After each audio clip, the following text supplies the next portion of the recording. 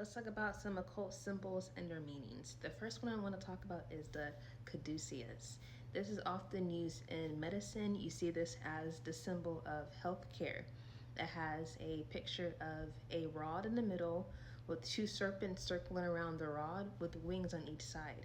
And so they use this as medicine, but really what this means is the activation of your Kundalini energy. So the Kundalini is all about the activation of your divine feminine abilities. It's the rising of your divine feminine powers.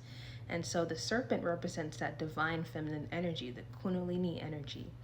The Kundalini is used to activate yourself, for you to connect to higher power, connect to source, connect back to the divine feminine. That's that source.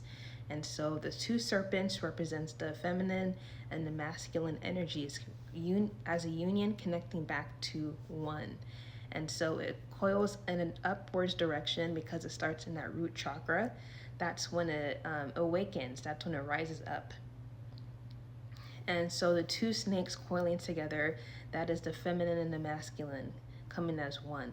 And the rod in the middle represents the spinal cord. That's that spine. So that's how the chakras, that's where the chakra sits at. Different parts of your spine represents different areas and different consciousness of your chakra centers. And so the two wings, those are the left and the right hemispheres of your brain. So the left side of your brain is the feminine, the right is your masculine. And then the rod right in the middle, that represents your pineal gland. So your pineal gland is also known as the seat of the soul. So once your Kundalini rises up through each different chakra centers and it reaches your crown chakra, that's where the pineal gland sits at. That's the activation. That's where we have this bliss within us. That's when we have that communication portal open, a channel open between us and between the divine feminine. So in a sense, this is us connecting back to our source, connecting back to the origin of our power, origin of our energy. So the serpent is coiling, or it's circling around for a reason. It starts in a coil and then it extends upward because everything goes in spirals. The universe has specific different geometric shapes, and so it spirals.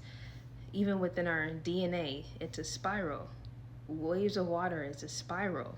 When snakes move, they coil in a spiral. Or my strand of hair, it goes in a spiral. All of these are specific reasons that coordinate and align with the universe and geometric shapes. So Kundalini is about union. That's why marriage is coded for Kundalini energy, because it's the union of the masculine and the feminine energies within ourselves and combining it back to one, becoming the master of both feminine and masculine. That is duality energy. There are many different symbols and meanings of Kundalini overall, so if you want me to decode some of them, just let me know.